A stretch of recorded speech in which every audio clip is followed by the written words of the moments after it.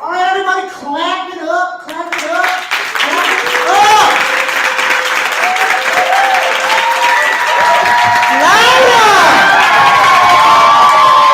Stand up and clap.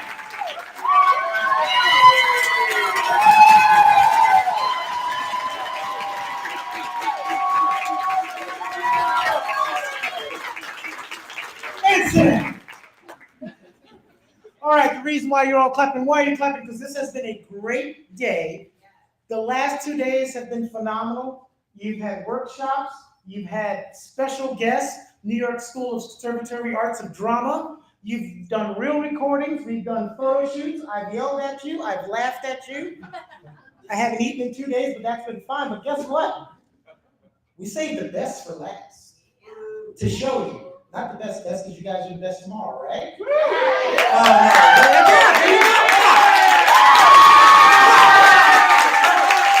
You guys are the best tomorrow, but we have some special guests for you. But before you see those special guests, the wonderful Billy Ames, one of the CEOs of this company that has put so much heart and effort into having the right people in place to get you guys and gals where you want to go, is going to come up here and introduce your guests, those guests. So go ahead, give them a round of applause. You may not know it, but we're related. We go way back. So you guys are in for a treat because this is the first time that Avanti has been able to do this. We have some very special guests. As you know, it started this morning with the New York Conservatory. Which just a door opened and there they were. It was a big blessing for all of us. Anyway, without further ado, we have for you a very dear friend of ours from Las Vegas. His name is Chris Boudrea, and he's a man that's retired from California to Las Vegas, who has now returned to his work as an executive protection and transportation specialist for Caesars Entertainment, now handling its all-star celebrity performers. Chris loves to find the strength within every challenge from life and turn it into the foundation he has built his business and life on. He loves to share his lowest and highest points with those that are ready to find out what it truly means to get knocked down just to get back up. He is, in his own words, connected to this cause and this team for a reason that not even he can put into words. So he has chosen to let his heart guide him and us all together. He is from Utah, then California, now hails from Las Vegas. He is a father, former pro football player, and is currently a recording artist about to film his final video with his Hollywood celebrity son for the upcoming 5th and final album for his label. He is beyond excited to watch you all as you begin your journey. Let's please welcome Mr. Chris Boudrea, Sr.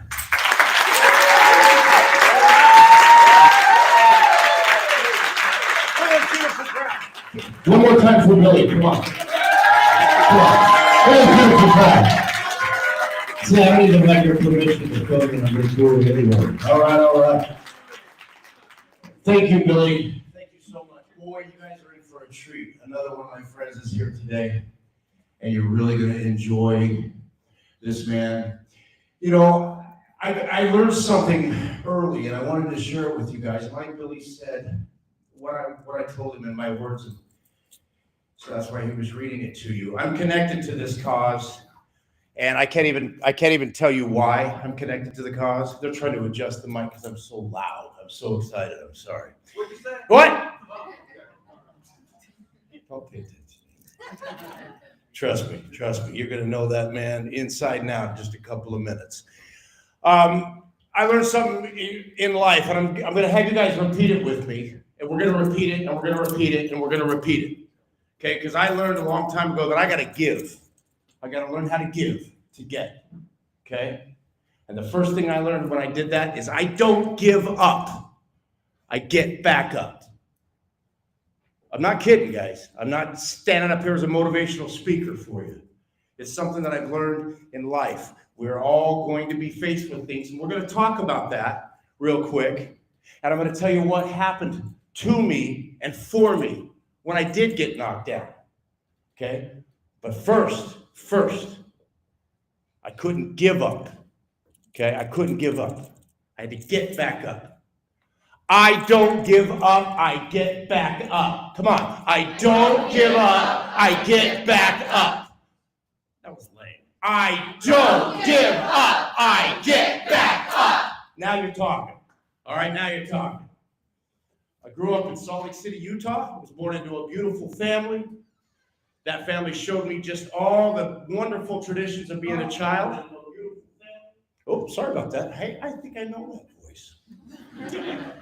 And I grew up in a beautiful family.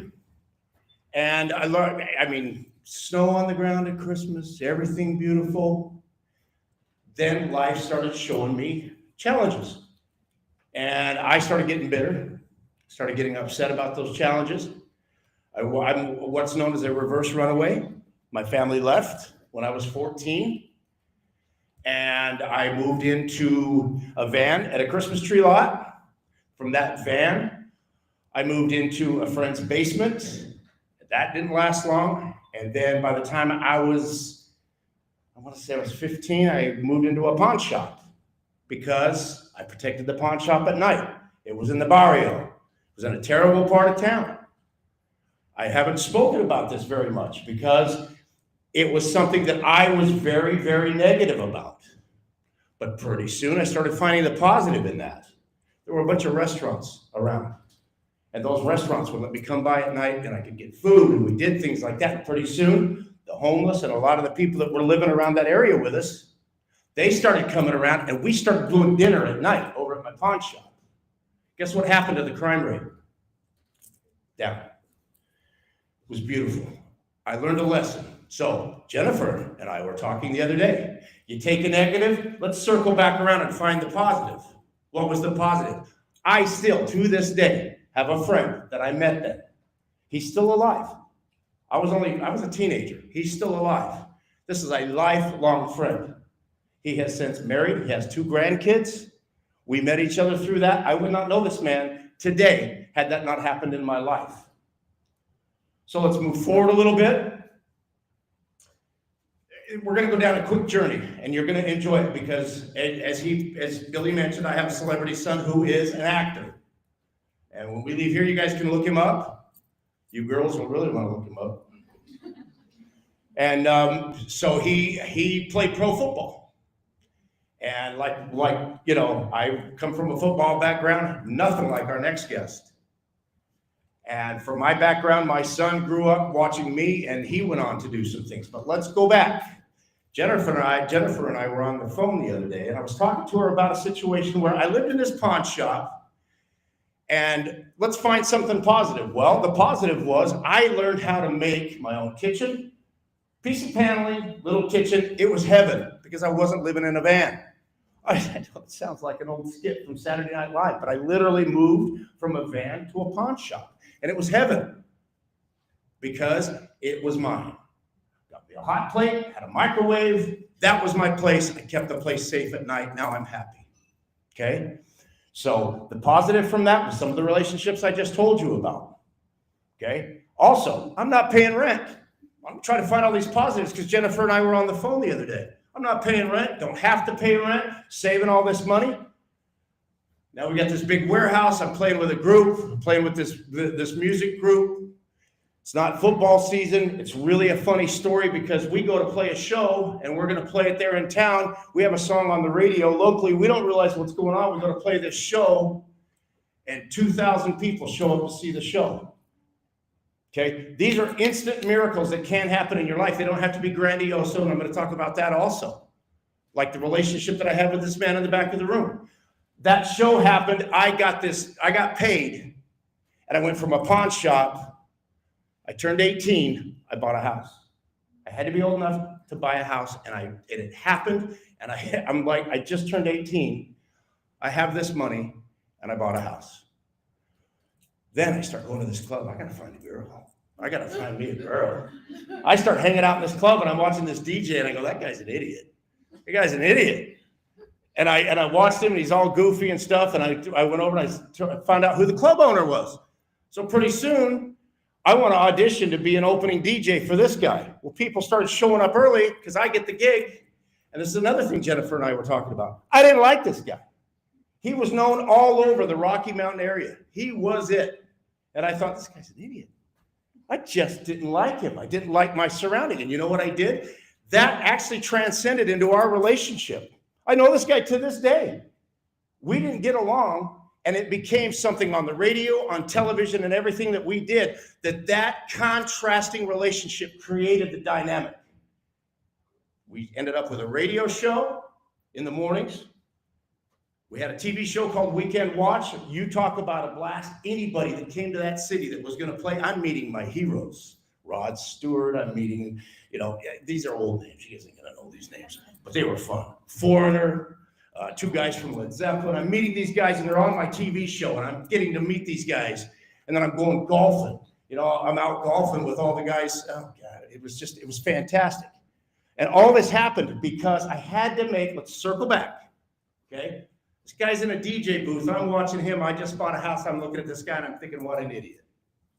And instead, I turned that into such a positive, that not only did we become friends, another club comes to town. You guys have heard of Studio 54 in New York? And Club Xenon, Ezio Valentini, the owner of one of those clubs and one of the senior partners, decides he's going to open a club where Aaron and I DJ'd. Aaron takes the offer, but he says, if I'm going to DJ for you guys, then here's my criteria. Here's what I got to have. So now Aaron and I are competing with each other. Same city. He's got a club. I've got a club. The problem with that is he builds a night that is popular at his club. I build a night that's popular at mine. I have a song come out on the radio. It does well. I go out and I buy me a Porsche. I wanted a Carrera. Now I'm 19. Got a house, got a Carrera. I got an ego the size of this room is what I got. Okay, later I would learn some lessons from that. So Aaron tells his club, I'll tell you what, I'll get Chris to come over here and be in this club if you guys will buy me a Porsche like his. That was the deal. He calls me up and he tells me, come on, you got to do this. This is what they're going to do for me. And I'm going, so let me get this right. If I'm willing to do this, you get a car? What about, I paid for mine. I worked hard for mine. Okay. Another blessing. I'll circle around to that in a second. So he gets this car. We do the club. We end up buying the club from Ezio Valentini. Becomes the largest club in the Rocky Mountain area. Okay. Now back then, when I say we're knocking down $14,000 a week, that's like $100,000 a week now. Okay. The reason I bring that up is let's go back. Let's circle back to the kid that lived in the pawn shop. Okay, I was living on $22 grocery money a week. I had better friends. I had more positive relationships because everything mattered. Okay, everything mattered. All right, so let's move a little bit forward. In this period, my family had left. They took off when I was 14 years old. My family's going to come back into my life. My family not only came back into my life, but a few of them, they were working with me, working for me. Some other things were going on because I was building a business that worked with celebrities, worked with certain fundraising, worked with things. I ended up in LA. I signed with a record company. I signed with CBS Records, and I end up in LA. And I'm over in LA, and I had played football in Salt Lake City, Utah. Had a scholarship offer to the University of Utah. Ended up going to LA on the music. Now, this is where life. Let's talk about miracles that will happen, and you don't even realize. You have to be there, you have to be present, and you have to be ready.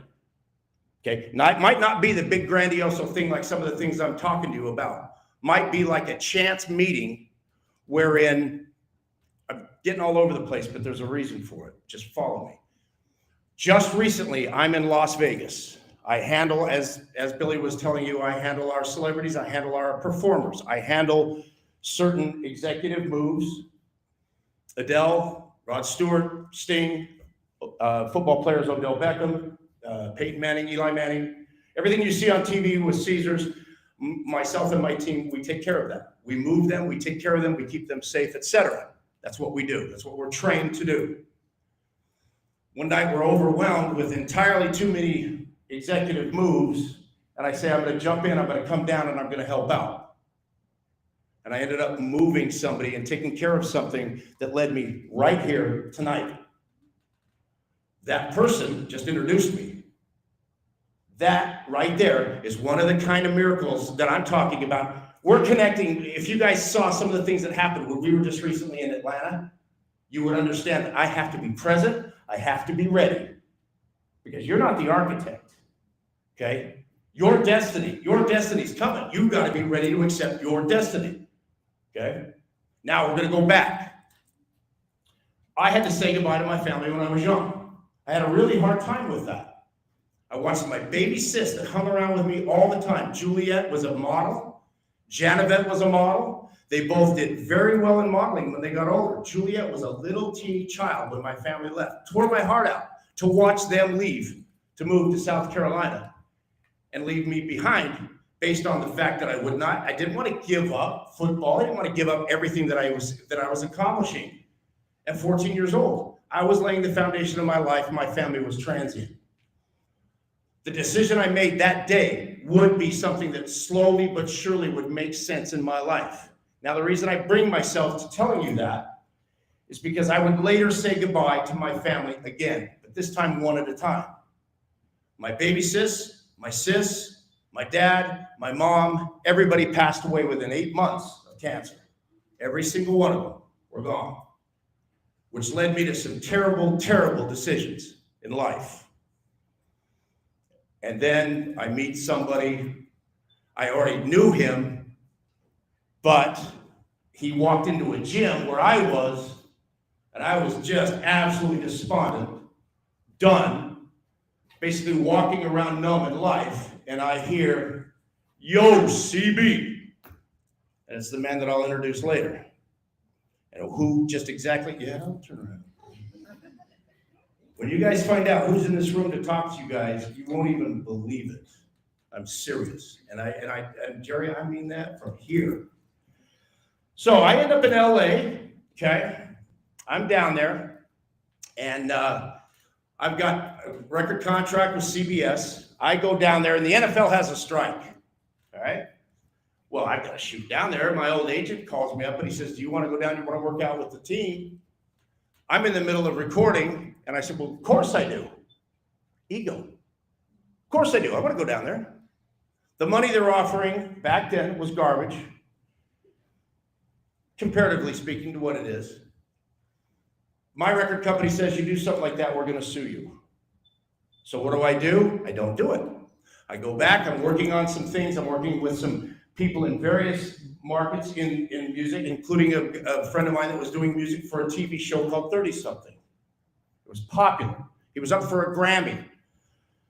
I'm down there, we're scoring the Halloween episode. He asks, I'm up for a Grammy, I'm not gonna go. I'm like, "You're not gonna go to the Grammys? Come on, Stu." So I go to the Grammys.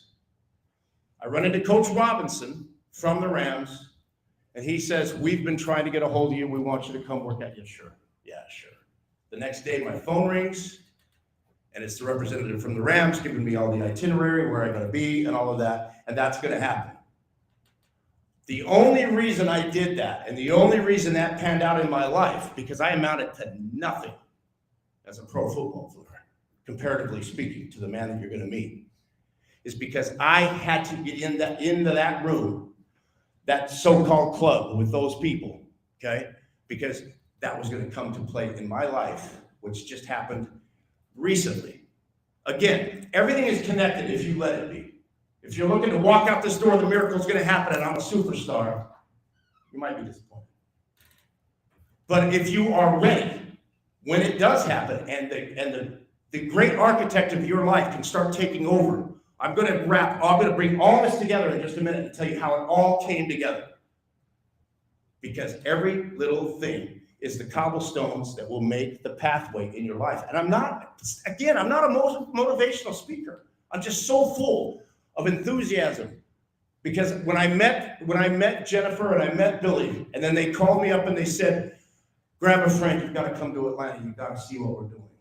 And then everything that started happening, I'm like, wait a minute, how's this all coming together? And I just had to remember what my life has been. It's been a series of connections. So going back, I end up playing some football. I get offered in a trade. I don't want to do the trade. Got sued from the record company. I start working with a guy. We're working product placement for a lot of the NFL players, some NBA players, non-exclusive stuff. And I meet this guy. I meet a few players. I meet a few people, but we're doing these really cool things for kids. One guy kept showing up at all of them. I kept seeing this one guy. I'm like, what, is this guy bored or something? What's the deal? And then I researched him. He's one of the top 15 linebackers of all time. Went immediately into the College Hall of Fame, first round draft pick. The guy is huge in football, huge. So why is he always out there? I end up moving to Las Vegas. I got sued by the record company. My music was shelved because I went to play football. I recorded a song that later again in life would come back, which just happened 3 years ago. My son was born in Los Angeles. Any of you that want to come up afterwards, you got to see some pictures of this kid when he was little, because you can pull him up on the internet now. He's been a guest star on NCIS, SWAT, has 3 movies out. One of them is with Dennis Quaid called Born a Champion. What's he filming now? He's been an amazing reincarnation of what I wanted to be, the things I wanted to do. I have another son that is an amazing musician. So I get to vicariously live through both of my sons. And then my youngest son was born with disabilities. And he will always keep me connected to my childhood. He's 6'4", he weighs 285 pounds, and every year he waits to catch Santa Claus. True story. He's 25 years old. It's beautiful. Most beautiful blessing I've ever had. Can't even imagine my life without Christian in it. He was born blind. He has no deductive reasoning, but he will tell you anything about any actor out there because his brother is an actor. It's beautiful, all right?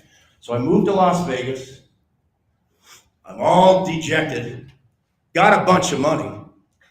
I go over there and I start buying up houses like crazy. Start drinking, start partying, start doing all the wrong things. I have 3 sons now, okay? My youngest son wants to play football. My oldest son wants to play music. My oldest son went on to play with bands like Escape the Fate, Panic at the Disco, and I have recorded with all those kids. Chance lives in Las Vegas, right by me, has a nice place. My son Bubba, which is Chris Jr., lives in Hollywood Hills. He's an actor, he does very well. I lost everything. I lost it all. Lost it all. 9 homes, a couple $1 million, well over a couple million. And you know what I did? All the wrong things. Just went into depression. Absolutely was willing to give up. But then I realized, I don't give up, I get up. That just happened a few years ago. I decided, no. We're going to start this whole thing over again. We're going to start it all over again. I'll do what I have to do to rebuild my life. My son does a workout video. I'll let you guys pull it up afterwards. You're going to enjoy this. He takes one of the songs that I recorded a long time ago that he always loved growing up with. He's become a celebrity, so he does this thing where he does this motivational workout, and that song is on it.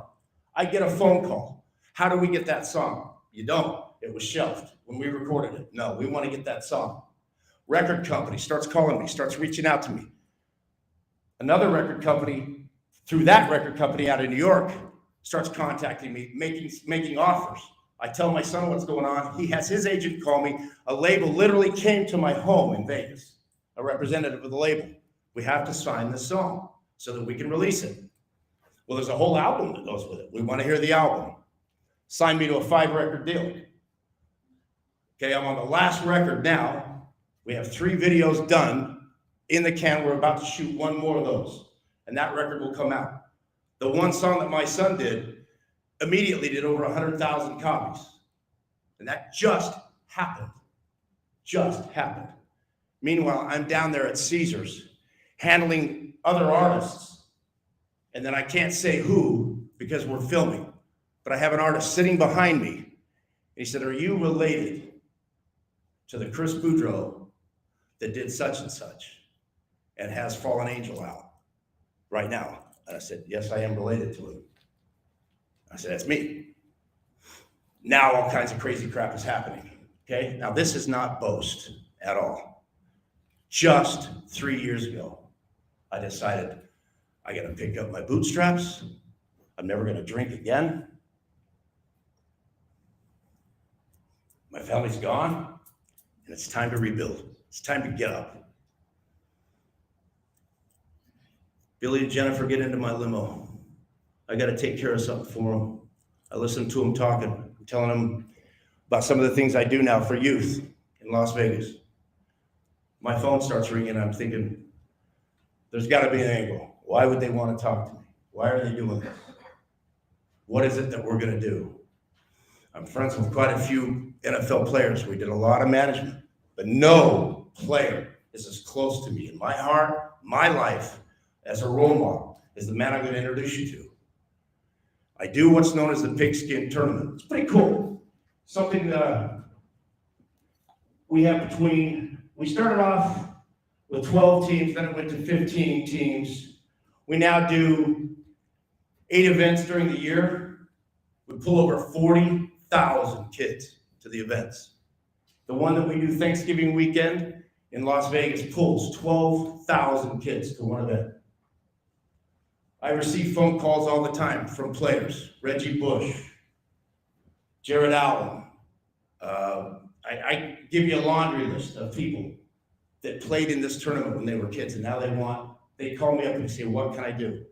Travis Kelce, what can we do? Do you want to do a PSA? You want to do something on camera? Absolutely. Absolutely. I didn't plan any of that. My life is where it is, and it's happening because I didn't give up. I get up. What was that? I don't give up. I get up. That was lame. I don't give up. I get up. There's another saying that I was walking through a hallway to introduce a speaker, and I was protecting this man so that he could speak. We were talking about these kind of things in life. And he said something to me. He said, "You know, the funny thing is if you fail to prepare, you prepare to fail. You don't know who's going to walk through your door, when it's going to happen, or what it's going to lead to. You don't know. That job's taken. That job is taken.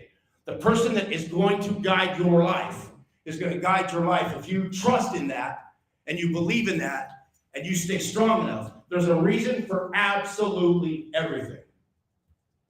Okay? Losing my family, making the bad decisions that I made, led me to a host of huge decisions that I do now. We have an animal foundation, part of our charity. There's a huge part of our foundation that's an animal foundation based on, in my sister's honor, she had over 600 saves for animals. My other sister, if you guys remember the pro wrestling, you remember China and California Girl? She did David Letterman and everything. That was my baby sister Juliet that passed away. She was an amazing person. We are doing something in her honor.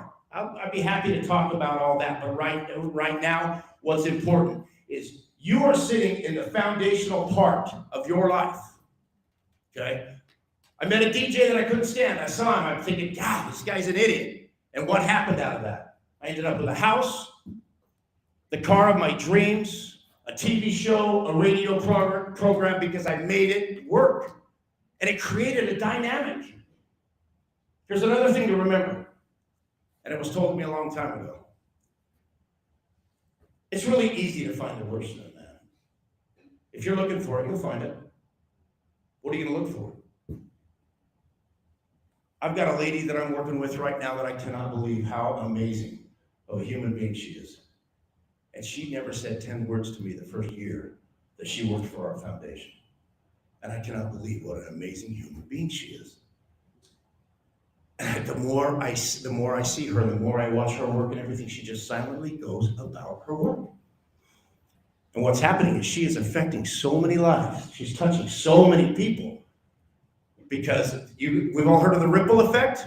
When you work with somebody, you do something positive for somebody, and then they walk away from your presence to do the exact same thing that you just dropped a pebble, and it's a huge wave of positivity at the other end. I have friends that I can pick up the phone right now. I can call these friends. I can talk with these friends, and you wouldn't believe that I can talk to them.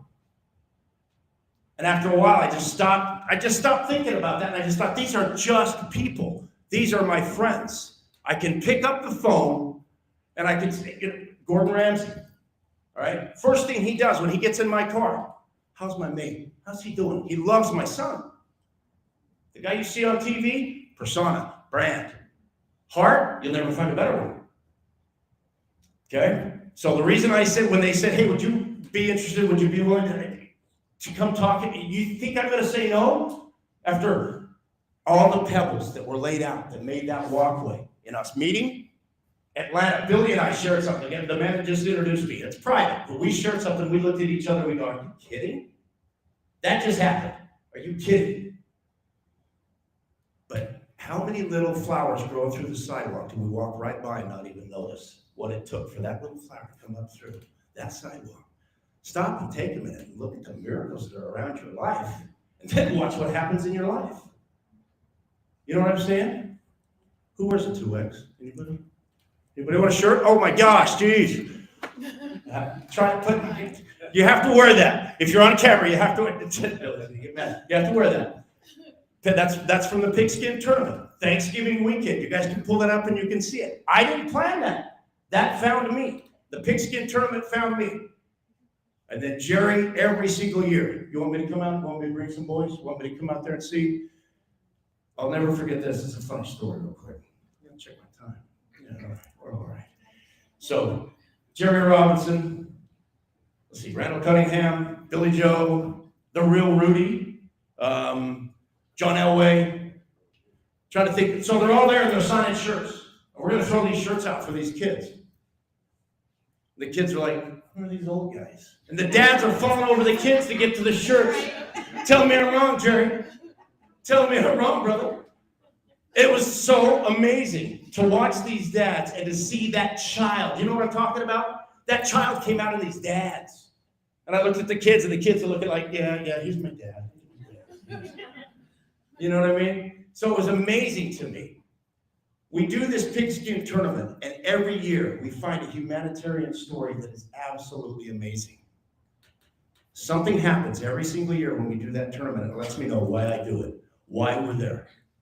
I've had people come up to me and talk to me afterwards that told me a story. I've had coaches come up to me, grown men come up to me. I played in this tournament when I was 11, and now they're coaches. All right, so now let's get to the crux of why I'm here. You are standing at the foundational part. It might be that you're redirecting your life. Might be that you're trying something new.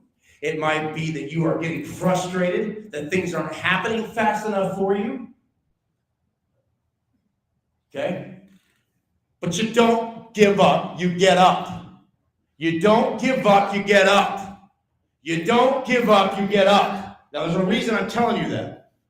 Somebody in here, every year that I coached, somebody went to a D1 school. Somebody made it to the NFL. I've got 11 kids that I coached that made it to the NFL that will give back.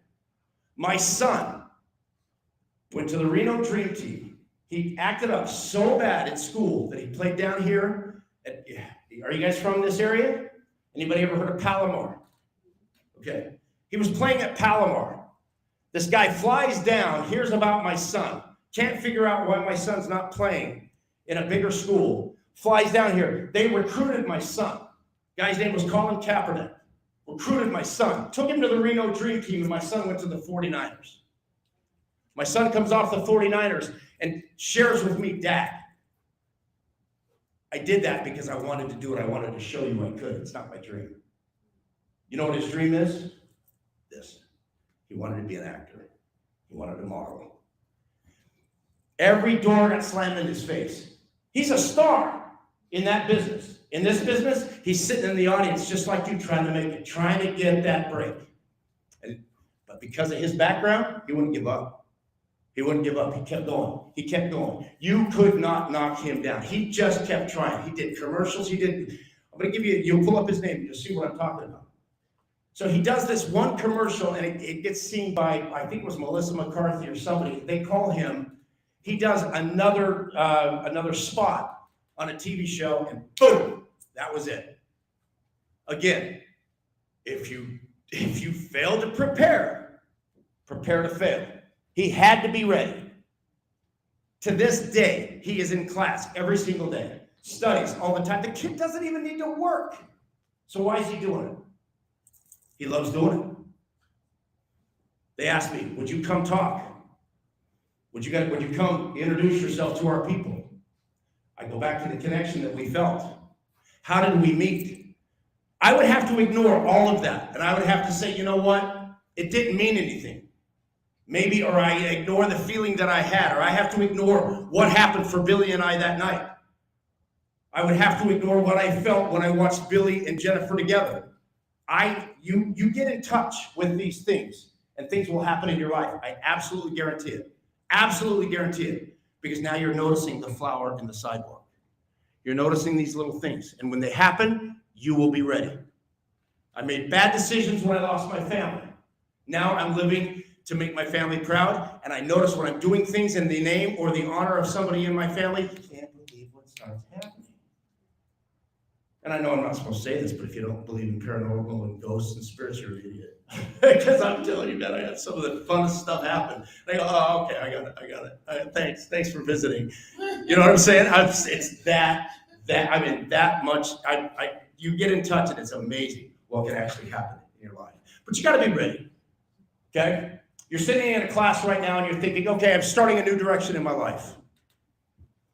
If somebody would have told me that I'd be driving around celebrities and taking care of people that to me sometimes are so spoiled that I just want to just go, shut up, and I'll get you where you're going. If somebody would have told me I'd be doing that, I'd be telling them they're nuts. No, I got tons of money. No, you don't. Not anymore, you don't. So what am I going to do? Am I going to whine about it? No. So I started putting it back. Now the record, the other stuff that happened, yeah, I got it back. But I'm not going to forget what happened, the lesson that I learned from it. Because if somebody needs my help now, just call my phone. Just ask. Okay? And we'll do it together. We'll absolutely do it together. The man I'm going to introduce you to, when you go as big as you do in the draft, like he did, when you have done everything that he's done.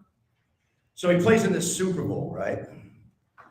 He's playing for Philadelphia Eagles against the at the time, the Oakland Raiders. Now they're the Las Vegas Raiders. Anyway, he's gonna take me out to the woodshed. Take me out to the woodshed in a minute. You pull up top 15 linebackers of all time. You hear this guy tell some stories. We were on the floor laughing in Atlanta when this guy tells a story. Okay. But just like me, just like all of us, he has been in the trenches. All right? You got to get mud all over your feet in life, okay? Or you're not going to appreciate it. You're just not going to appreciate it when you get the new shoes. It's just that simple in life. He played in the Super Bowl. Let's talk about a positive out of a negative. Played against the Raiders. He was on the Eagles. I can't imagine the feeling that he's having when they lose. The Eagles lose. That wasn't even meant to be funny, Jerry, and it was. That was funny. Yeah. He's the guy that kept showing up at all the events that I was telling you guys about. And I'm thinking, who's this guy? What, is he bored? Was he getting league minimum like I did? What's the story? Superstar. So I'm sitting home and I'm watching the news the other day. I tell you about that, and the guy called you JR Superstar when he was interviewing you. Yeah, I'll tell you about that later. I don't want your head to get any bigger than it is. So the Eagles play the Raiders and they lose. Al Davis watches this man play and says, we're getting him. Whatever it takes, we're going to get him. Again, a positive out of a negative. He played so pissed off and so angry because the team wasn't getting it done. He put everything he had on the field. What happens? He ends up on the team that he dreamed of as a child. He goes and plays on that team. I'm walking around ready to loot just to let my life go. My family's gone. I'm in a gym. I'm over in Vegas. And I'll never forget that distinctive voice. Yo, CB. I turn around, there he is, and I just started bawling. So he could have been anywhere at that moment when I was at my lowest, my absolute lowest. I decided I had to turn my life around. I'm 3 years, 2 months, 1 week, and 1 day sober. Haven't touched alcohol.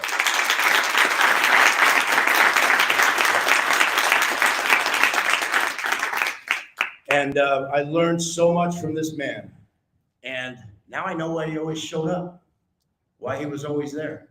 He literally, truly, 100% cares about people. I said one time on the mic, and I'll never forget it. Somebody said, why is he here? How do you get him to come here? And I grabbed the mic and I said, let me tell you something about Jerry Robinson. All I gotta say, if I don't even see the man for 6 months, I'll call him up and he'll say, where, when, what do you want me to wear? If it's kids, if it's young lives, if it's new lives, if it's whatever it is, because he's reinvented himself quite a few times.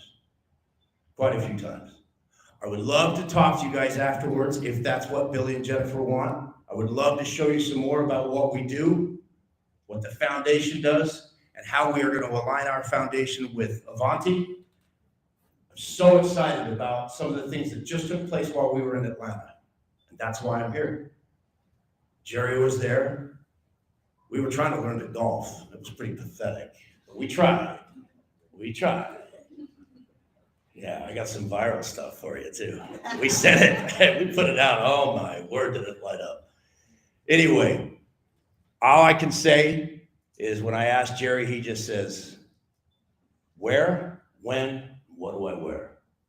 And he is the epitome of I don't give up, I get up. I need you just one more time to really give it to me. I don't give up, I get up.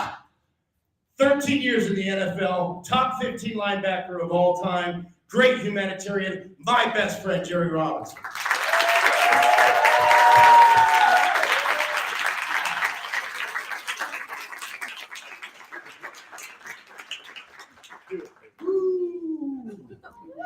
Hey, y'all. I'm talking about all these beautiful faces up in here. And the parents, how many parents are in here? Okay. No, this is, I didn't mean it like that. You got me all fired up. We're getting kind of aggressive. I'm sorry about that. So now, how many kids are in here that have their parents in here?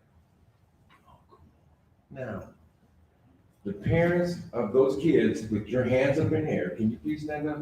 Can the parents stand up too? And I want the kids to stand up too. What I want you to do now is be grateful. I want you to be thankful and be grateful for what you have. Y'all want you to hug your parents right now. Tell them you love them. I love y'all. I can't hear you. Tell them. I love y'all. There you go. All right, cool. That's great. Okay, all right. Now let's see.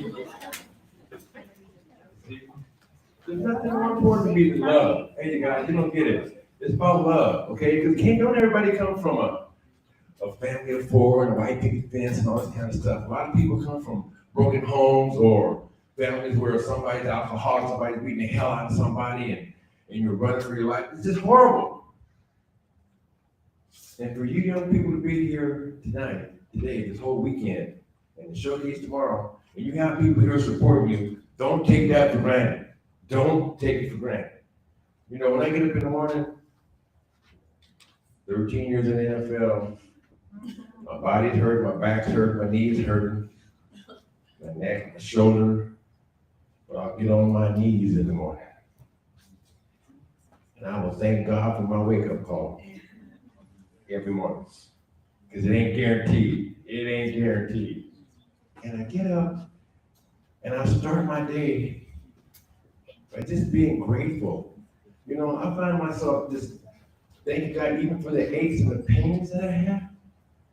Because I know that the relief and the cure or whatever is gonna all be, it's always gonna be good. It's gonna be all good.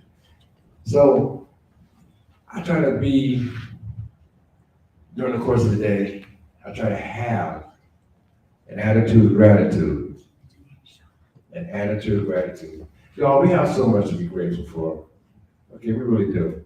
You know, I'm not gonna stand up here and preach, I'm not qualified to do that, but I do know God. You know what I mean? I know him how I know him. Because God has done for me what I couldn't do for myself. You know, listen to Chris, and we go way back, and we were real close. We're real close to each other. And there's a lot of things that have happened in my life. I played 13 years in the NFL. See, what do you do? It doesn't matter. It really doesn't.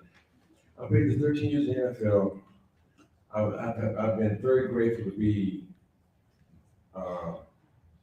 very fortunate to receive several awards for my achievements and all this kind of stuff. But you know what? That's not what is important to me. I never thought about what I was doing. I never thought about awards. I never thought about it. I never did. Because I didn't care who got the credit. I didn't care who got the credit. I was part of a team. As long as we won, I'm cool. You guys are part of a team, the Avanti team. You're part of a team here. I want you to understand something. Ain't nobody else in this room. Look around, ain't nobody else. Look around, look at each other. This is y'all's team. I'm telling you right now. You gotta look at it like this. This is your team. What are you willing to do for your teammate? Well, I'll tell you what I was willing to do. Because of the team, I was willing to do whatever it took to make sure that we were successful. Whatever I had to do, my part. Don't worry about everybody else's part. Just do your part. You will be amazed. Don't worry about trying to do the whole thing. Okay? This is Team Avanti. I'm telling you.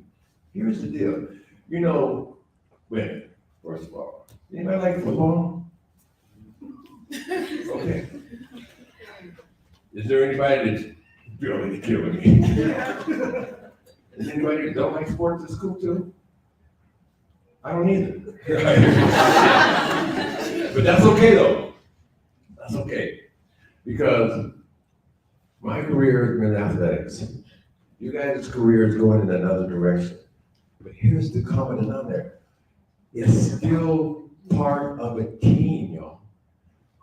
Because you need a game plan. You need a game plan. I needed a game plan for every game. You have to have a game plan. You have your head coach, your owner, whatever it is. Your game plan. Your game plan comes from there. It comes from Jennifer, Billy, then you get crazy ass John. You never returned my calls.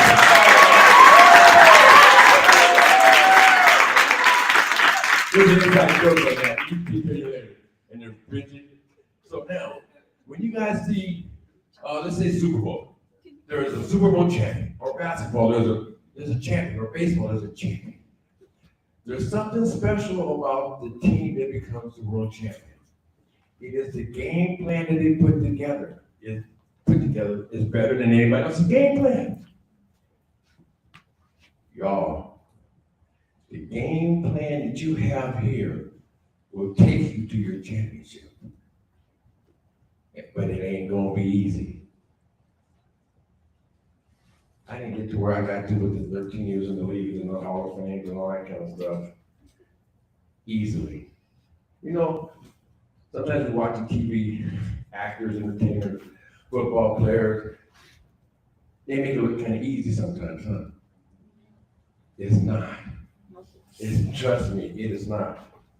You have to be willing to sacrifice hanging out with the crew, going to the dances, smoking a little weed, drinking some alcohol, or doing whatever it may be. There's so many things you have to sacrifice. Listen, y'all, I didn't hang out, I was a big partier when I was growing up. As I got older, it kind of all changed, you know what I'm saying? But that's different. I was willing to stay at home, stay away from people, stay away from places that I could get into trouble with. Even though it may not be me doing the trouble, just guilt by association. You can be in the wrong place at the wrong time, somebody gets shot. You know, I never had a friend shot in the head. Yes. That's how. Yes. Be in the wrong place at the wrong time. Yeah. It hurt, didn't it? Yeah. It hurt deep, didn't it? Mm-hmm. When I was in high school, I had the world in the palm of my hand. My senior year, I had all of the colleges in football sending me letters, scholarship offers. How can you be any happier? You just know, all you just decide to pick one.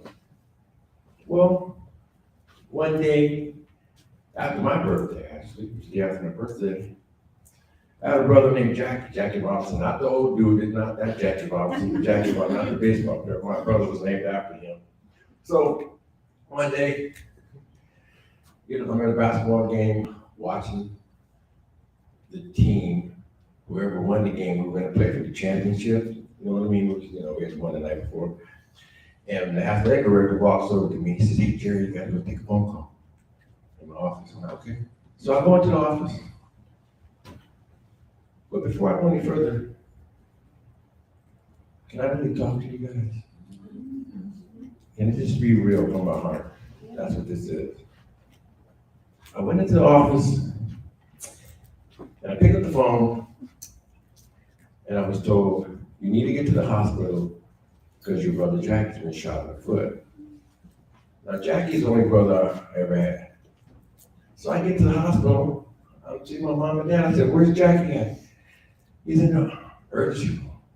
I said, "Emergency room? He got shot in the foot. It's not taken." And I walked in and went to the door. I remember the doctor's like, "What are you doing here? You gotta get out of here." And now I'm looking for my brother. And in the back left corner of the emergency room, my brother's body is having convulsions. He's bouncing up off the table. I run out of the emergency room and I go to my mom and my dad and I said, "Mom, you guys told me that Jackie got shot in the foot." She said, "No, he got shot in the head."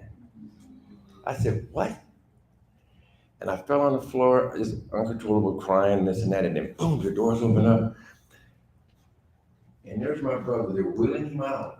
And I jumped up and I walked by and I looked at my brother, the only brother I had. And I saw this hole in his head.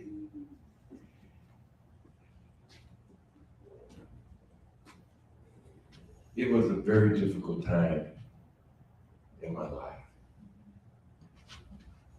But we had to go play a basketball game the next night for the championship. I hadn't been to sleep. How are you gonna sleep? The only brother you have, the person you shared the same bed with, but you grew up with your entire life, you guys didn't have a lot of money, you couldn't buy a house, mom and dad didn't buy a house because you rented everywhere. The person you slept with, the person you fought with, is fighting for his life, and you had no sleep. It was game time. I told my mom and dad, I said, I'm not playing no basketball game. I said, "Jackie's in there fighting for his life." My mom took him to the side, she said, "Pumpkin," that's what she called him, Pumpkin. She said, "Pumpkin, what would your brother want you to do?" Got in the car, went to the gymnasium. No sleep, no nothing. I was delirious. I walked in there, and there was a basketball gym full of people that knew about what had happened.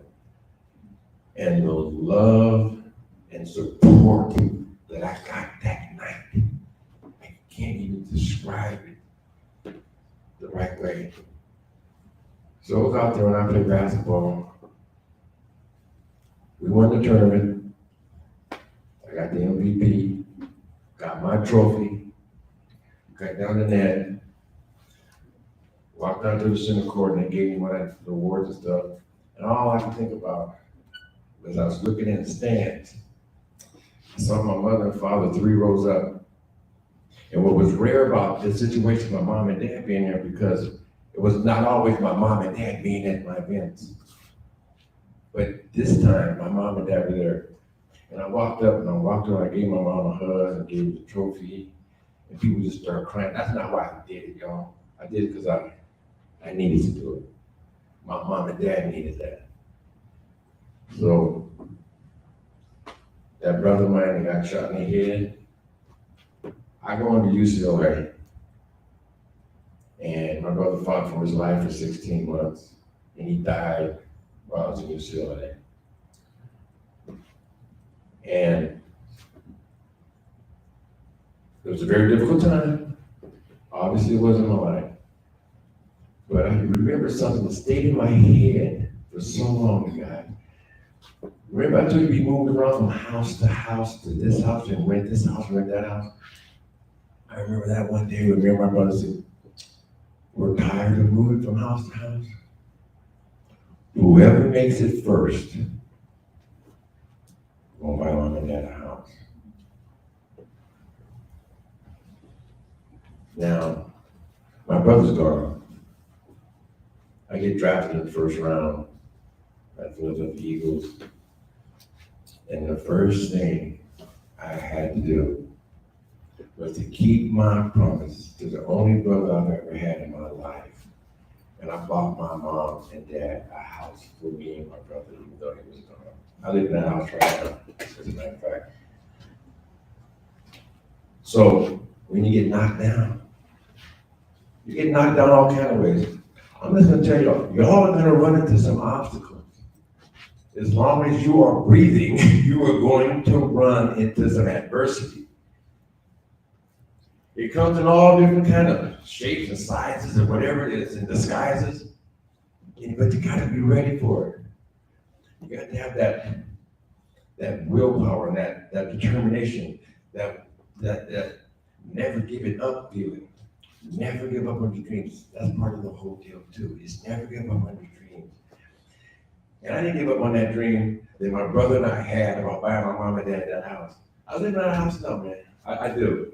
So I'm just letting you know, you're gonna have adversity. Be prepared for it. You know how you get prepared for it? Just work hard, man. You gotta work hard. You gotta work hard. You gotta appreciate what you do. But for me, there's different levels of adversity, different levels of things that happen to you. And when you lose your brother or your sister, your mother, your father, for me, it was time to go to Jesus. I had to go to God with this. I had no control of this. There was a reason behind it, and it wasn't for me to figure out. I just gave it to him. I just gave it to him. Now I'm just gonna backtrack just a little bit. When I was in high school, something happened to me that I just want to share with you guys. This is something that I did, and I'm sharing this with you because I want you guys to understand that it works. 9th grade.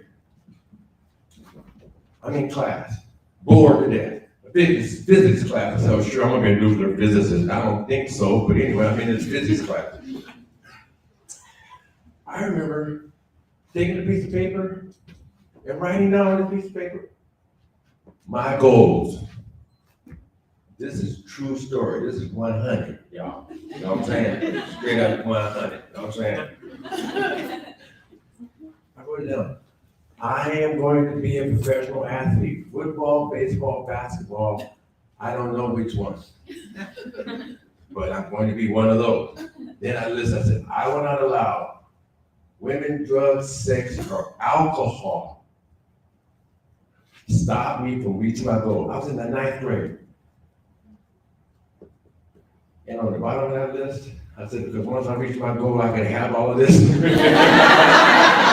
True. So every single day, I would, from the ninth grade, I would look at those goals. I had taped to several different houses to be moved, but I had it taped to the wall. Every day I look at it. This is my goal. I can see it. I'm not thinking, talk about it. I'm looking at it before I even leave the house.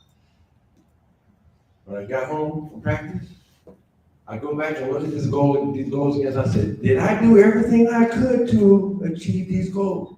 And if it was yes, yes. And then if it wasn't, what can I do better? Okay. I encourage you guys to do that. I don't know what you want to do, but once you find out what you want to do, write it down. Just look at it. Don't talk about it. Write it down. Then you can talk about it, but write it down. Guys, you gotta look at it. I took that piece of paper from Cardinal High School right to UCLA. Oh, you ever heard of UCLA? Okay, all right. UCLA. You ever heard of USC? Yes. Okay, anyway. Honestly, I took that piece of paper to UCLA and looked at that goal sheet every day. Then I get drafted number one on the first round by Philadelphia Eagles. I took that sheet with me, and I remember they said, you know what, I've accomplished my goals. And I encourage y'all, seriously, there's no BS. If you really want to be about something, you want to be somebody, you want to make a difference, you better write it down. You better write it down. Let me try another pose. Please write it down.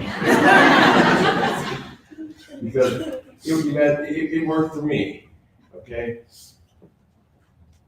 So please do that. So anyway, that's just some of the things that I did. You know, it might be silly because I don't know what you guys want to do. I don't know what you're doing. I have an idea what you want to do, but I can't write the paper for you. You got to do it for yourself, okay? And you know what's interesting is that it's amazing. You guys are going to find out that there's some people that don't want you to be successful. There's people that want you to fail. How stupid is that? That's just wrong. There are some haters there. There are people that might even be in your family somewhere down the line. They don't want to see you succeed. I'm telling you now, it happened to me. And it's heartbreaking, but it's the truth. There's some people who want to see you fail. You didn't come in here this weekend to fail. No. You ain't with Avante to fail. No. You guys have the opportunity of your life. Please take advantage of it. Think about this for 1 second, you guys. Think about how many kids out there, how many people have kids that aren't in this room that would die to be in this room. Just be grateful for what you got. And please understand, anything worth its weight in gold, you gotta work your butt off for it. You have to work hard. And don't be afraid to ask questions. What, man? We sneaking up on me, huh? Sorry, Granddad. I love it, Dad. I swear to God. You know, you guys, it's about the hard work. And the reason I told you the story about my brother, because I want you to know, I had an opportunity to just quit. Because when I went to got drafted by the Philadelphia Eagles, I was hurt. And they were giving me a hard time because what happened when you get drafted, the rookies, they give you a hard time. You gotta bring donuts, you gotta bring sandwiches on Friday and Saturday. They give you a hard time. You know, you gotta stand up and put your hand over your heart and sing. They give you a hard time as a rookie. And they were giving me a hard time. Plus I was hurt. And I didn't end up playing, I wasn't practicing. And that first year, about the third weekend, I'm sitting on the practice field, stretching, depressed. My mom's 3,000 miles away in California, I was in Philly, and this big airplane flew over. I heard it, and I looked up in the sky, and I said to myself, I could be on the next plane out of here. I will give the Philadelphia Eagles back all of their money. I'm ready to quit. And all of a sudden, I hear, remember, your brother fought for his life for 16 months.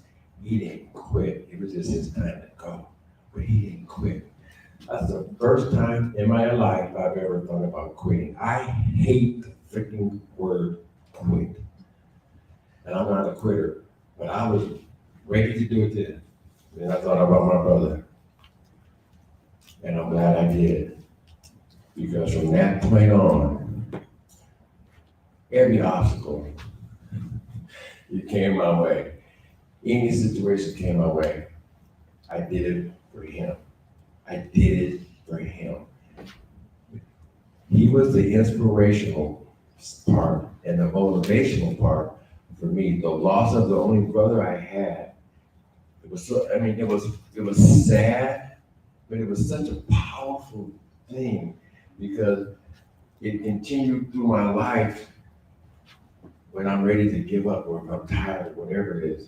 And it was just one of those things that I said I want to share with you guys because I don't know what your life's like. I don't know what the situation's like. But if you do it for somebody else, you won't quit.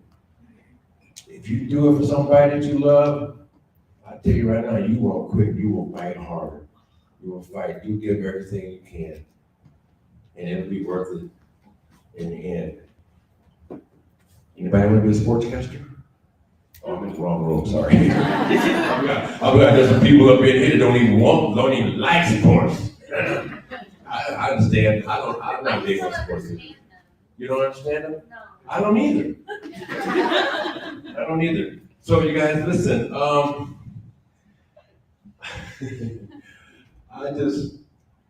love being here. I'll tell you why I love being here. This is no prepared speech, obviously.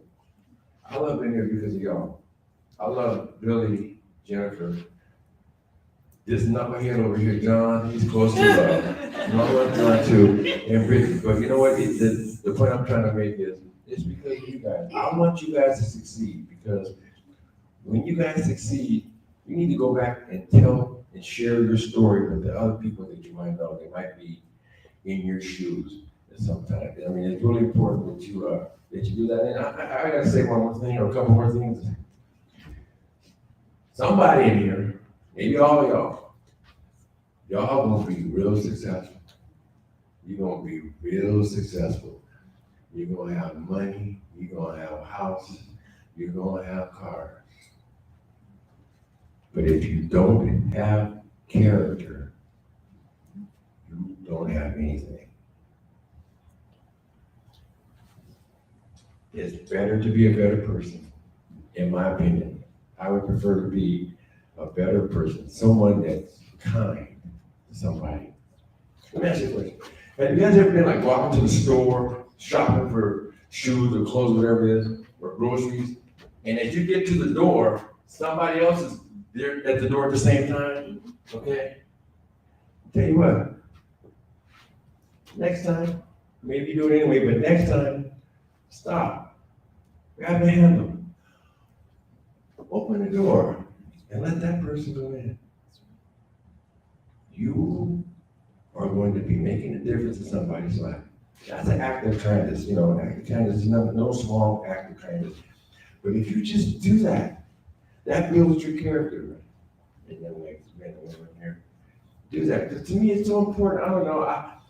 I like people for who they are, not for what they have. I know a lot of athletes, entertainers that got buku money, but they're just straight out buttholes, just bad people. I can't use the words I want to use because for certain reasons, because I just don't want to. But no, seriously, there are. Listen, be good people. You'll be amazed at the good things that come to you. Really, yeah. God, it's so amazing. Just be good people and continue to work hard. Good things will come to you. Because you know what? I don't want when they see y'all on the screen or see y'all walking down the catwalk in Paris and stuff like that, and everything, this and that. They start talking about she's making $5 billion a year, he's making $6 billion a year. I'm like, wait a minute. I seen him in San Diego. That was like those people I saw in San Diego. And then all of a sudden turn around and hear about you cursing on somebody or being mean to somebody, because by that time I'll be about 105 years old. I'll take my walker if I can, get on the airplane, and I'll find you, and I'm gonna remind you of who you were before you got all of this stuff. All right? It's not what you have, that's how you treat people. This man right here, I love her to death. That lady right there, I love her to death. I love you, Dad. I love you too. Reason I love you too. Listen.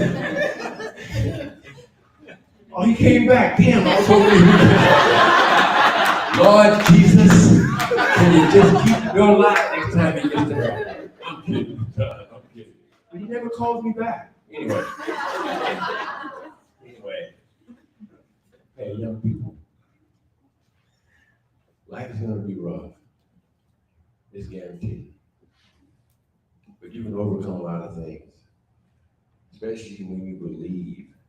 You can call it a higher power. I chose God. Okay? Jesus is my man. That's my man. That's my man. Because when the storm starts and the hurricane and the wind starts blowing and tornadoes, I find my peace in his presence. I'll tell you right now, I'm an old dude. I'm 65. But oh, I love y'all so much. Can I do this next year too? But you know what? I just know from experience that I've had that the real calm and the real peace is when I talk to you. That's just for me, you know. I mean, when I take the time to sit outside and listen to the first sound I hear, it might be a bird, it might be an airplane. But when I take time to acknowledge that I'm able to hear, some people can't hear. I mean, you know, I talk about pain here and there, the aches and pains. I used to complain about it, 2 artificial hips and a bad shoulder. Some people can't walk. One day I was leaving my house and I came to a stop sign and there were 3 people. The guy was in a wheelchair. It wasn't motorized. No. He was in a wheelchair. He had to roll. And he looked at me. He did like this. I said, "No, go ahead." He went across he wheeled across the crosswalk, and he turned his wheelchair in, and he was coming towards my window on the side of the door. And I rolled the window down, and he said, "Thank you, sir." And it made my day. A little after times go a long way, guys. I prepared a song for you guys. I'm lying. He can sing. Well, I can play those songs for you guys. But really, I wish you all the best of luck in the world. You know what? Because you gotta work hard, John. You gotta work hard, man. That's gonna come to you easy. It's not going to come to you. It's not gonna come that easy. It doesn't happen that way. These people in any industry, they work their butts off. And the other thing, Chris said it earlier, you never know when the opportunity is gonna pop up. When that opportunity pops up, you better be prepared. Those of you who like football, okay? You see people get hurt, like quarterbacks get hurt. You see when guys get hurt, and then the backup goes in, you better be ready. Because what happened to me in my career, professional football career, I wasn't a starter. I was learning the game, and the guy in front of me got hurt.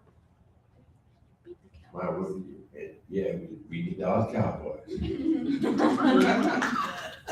a Cowboy fan? Oh, Lord. Well, we ain't get into that. Let's talk private about that. So, the guy gets hurt. I get my opportunity. You gotta get my opportunity. To play in front of 5 million people on TV and 85,000 people in the stands, I get my chance. You know what happened? I stepped into that position. I took my chance. And I never gave that position up. I played for 13 years because I was prepared. When somebody else got hurt, I was prepared. Be prepared. There's no small detail, y'all. There's no small detail when you're acting, when you're modeling, when you're doing this and that. I know there's a lot of stuff that's involved in it. There's nothing too small. You better be prepared for the smallest thing. Because you might be doing an interview, you know, you're all prepared for it. But the person that's interviewing you might throw you a curveball. They might ask you a question about something not even related to it. And if you've got a smooth answer or an intelligent answer or a performance, that can make all the difference in the world. So work on your talents. I wish y'all all the luck in the world. I want to see these young people right here with your beautiful faces. I want to see y'all succeed. You know what? They want to see you succeed. He wants to see you succeed. Jennifer wants that. Richard wants to see y'all succeed. They want to see you succeed. Even though they did not give birth to you, I didn't. He didn't. Well, he might have. That didn't even sound right. I love you, man. You know, no. Put the gun back, man. The point is, although we're not related to each other, those people back there, they love you. I mean, I love you, I don't even know you. I love you because I want to see you succeed, because we know what the happiness is about, okay? All right? So y'all, hey, God bless you and good luck. And like I said, have an attitude of gratitude, yo. It will shock the hell out of you when you're grateful for everything you have. Especially that wake-up call if you get one in the morning. That's where it all starts. So, I'm gonna go play the piano, I'm gonna play the guitar, I'm lying, I can't do it. I have no talent. I wish I had y'all's talent. Anyway, really good. Hey, you guys, listen, God bless y'all. I know you guys are hungry.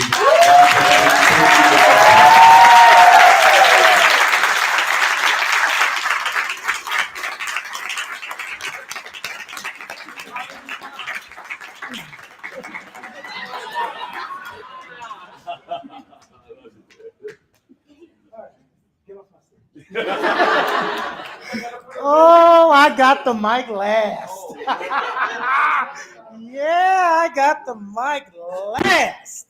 Y'all give him another round of applause. Folks, Chris and Jerry.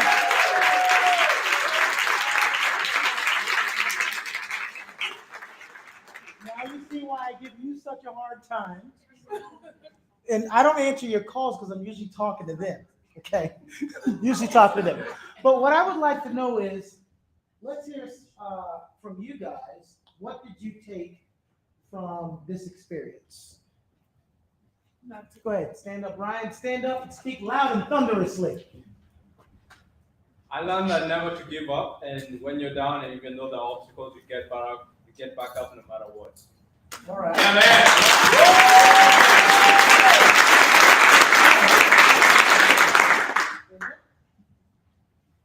I learned that in order to manifest your destiny and then understand what path that you can take in life, you just have to have that perseverance and that resiliency that no matter what happens that went wrong, it can always go right if you just keep going.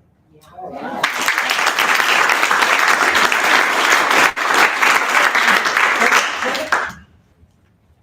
Just keep going. All right.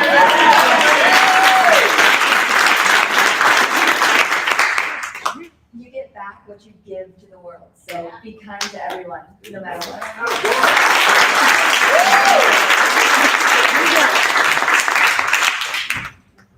Get my steps in. I got reassurance that being a good person is not a bad thing. Yes. The place of business that I work, they like to make fun of me because I'm a good person. But today reassured me that I'm on the right path. And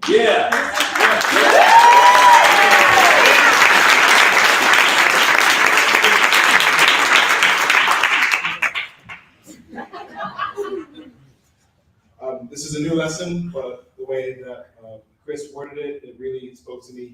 If you don't prepare, work that. If you fail to prepare, you're prepared to fail. That's it. Yeah.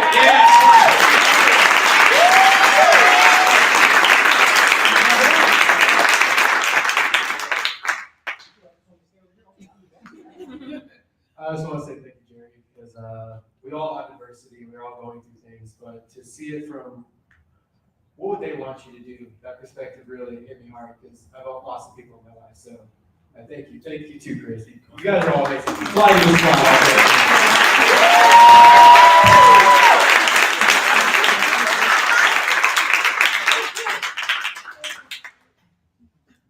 Mostly just to be grateful. I mean, like Thanksgiving's coming around the corner, and like even just the small things in life. If you're just grateful about like waking up in an apartment, you may not like where it is, but if you're just grateful for it, someone's living on the street and you're not.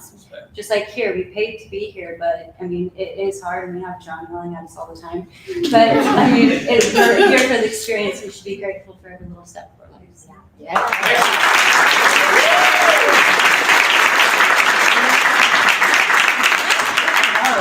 Let's get it from a parent. I think I took so many keynotes. First of all, we have to establish ourselves with a higher being of God.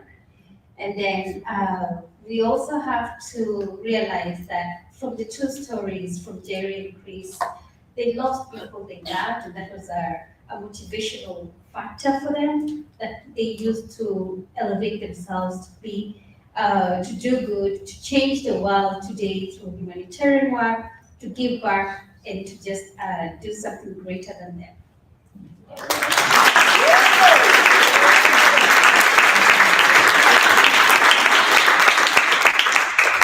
And I learned not to let anybody, not even yourself, keep you from your goals.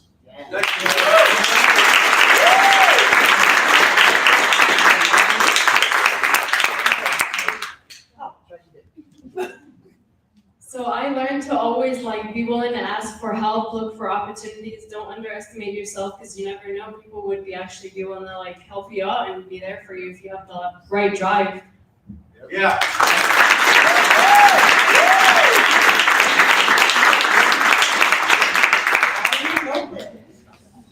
I learned that love is key. That's the key. And I love you too. I love all of you.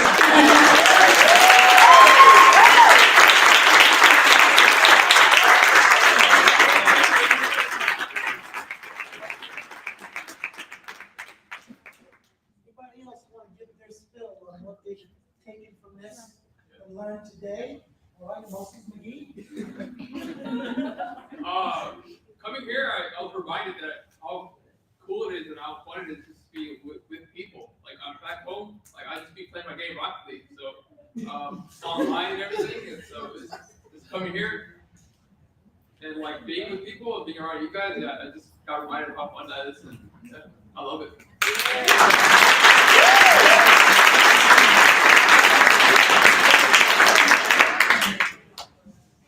I just want to say thank you so much to Jennifer and John. Thank you guys so much. I have had 2 deaths within this time with you guys, and I didn't give up. I kept pushing, and I'm still pushing. And I just want to say genuinely thank you guys.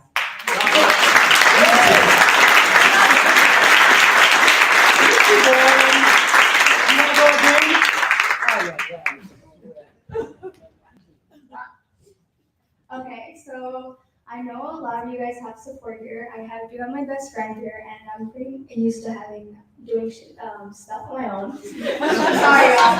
I'm used to doing stuff on my own and by myself, and it's also about love. And I would like to include that self-love is very important, and that's what I've learned as well. And having the motivation to do it on your own is a very huge thing that brings me to this point to be able to bring myself to knowing that I have the ability to do it by myself.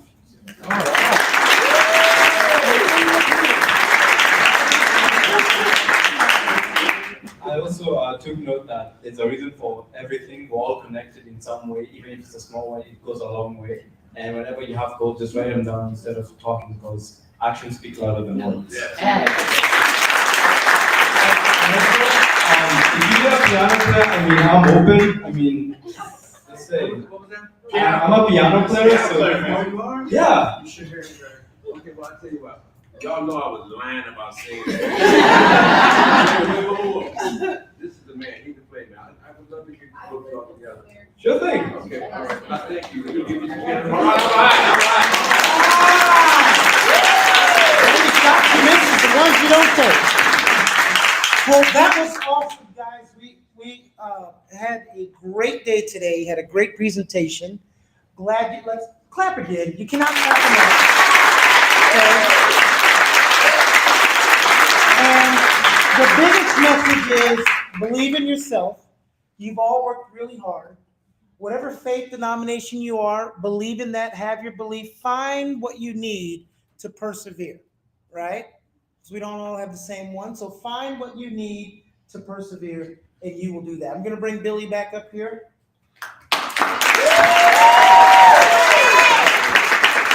So real quick, I just want to say, you all are making my wife's dreams come true. This event is not just so that you guys become stars.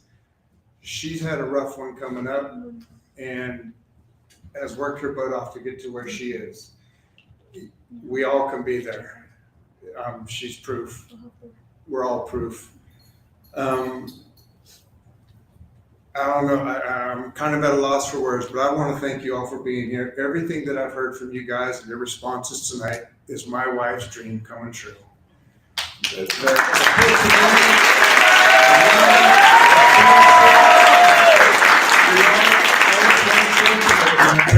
Everything you guys are sharing together, you all, like it was mentioned earlier, you all are a team. You guys got each other's backs. And my wife's proof it can be done. My family, my friends, my dad who just showed up to share this with us. Hey, Frank! He's a deacon at his church, and I'm so proud of my dad. I love him to death. And he gave me a toothpick. Woo! I love my toothpick. Anyway, thank you guys, and tomorrow's our big day. You guys need some rest, but practice everything you've learned today. Tomorrow's your big day. You get one shot. You guys got this. We've got a great turnout ratio, and it's not going to stop here. Sky's the limit. You want them to bring some? What if you want them to bring?